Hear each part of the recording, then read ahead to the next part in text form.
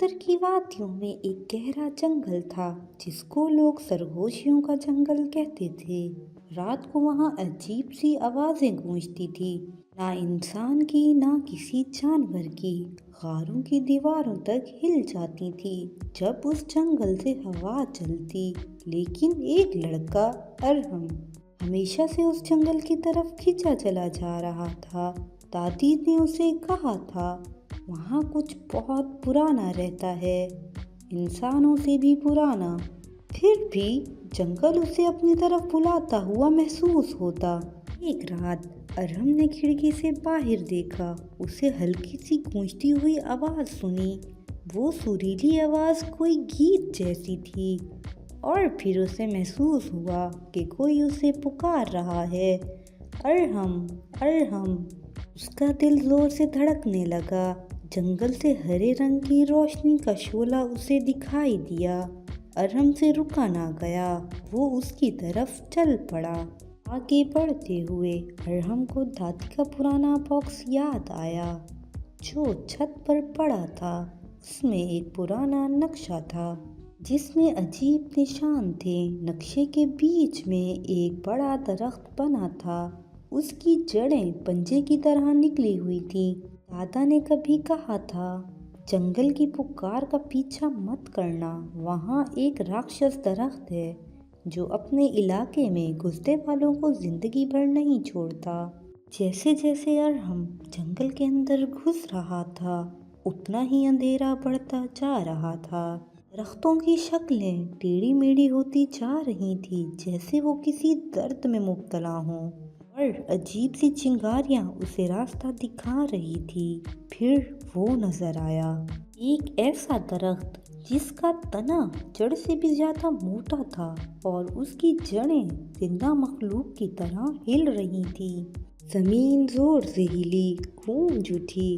दरख्त की छाल दो हिस्सों में फट गई और बीच में एक चमकती हुई आंख नजर आई। राक्षस दरख्त जिंदा हो गया था। की आवाज लफ्जों में नहीं लेकिन गहरी लफ्जों की तरह थी जो अरहम पर कपकपी तारी कर रही थी। तुम आ गए हो। मॉन्स्टर ट्री ने जमीन की लफ्जों के जरिए सच बताया। सदियों पहले ये जंगल एक खुशहाल रियासत था, लेकिन बादशाह ने हिर्स में मुकद्दस दरख्त काट दिए। जंगल की रूह ने बादशाह को बद्दुआ दी और वो इस राक्षस दरख्त में तब्दील हो गया और हमेशा के लिए जंगल का मुहाफिज बन गया। राक्षस दरख्त ने अरहम से कहा कि वो अपनी पाक नीयत साबित करे। उसकी जड़ें एक दायरा बनाकर जमीन पर फैल गईं। पत्तों और बेलों से बनी मखलूक उभर कर सामने आई। जंगल के मुहाफिज अरहम को हौसले और अक्ल से इन इम्तिहान को पार करना था। बड़ी सी बेलों की मखलूक अरहम की तरफ दौड़ी। अरहम भागा नहीं। दादा के अल्फाज याद आए, हौसला डर का ना होना नहीं, डर पर काबू पाना है। मखलूक रुक गई और फिर अरहम को सलाम किया। फिर पत्तों से बनी रूह सामने आई। उसने पहले पूछी, क्या चीज़ बांटने से बढ़ती है और छुपाने से मर जाती है? अरहम ने सोचकर जवाब दिया, मेहरबानी। रूह हवा में बिखर गई। आखिरी इम्तिहान एक सितारों से बनी जख्मी हिरनी की शक्ल में सामने आया।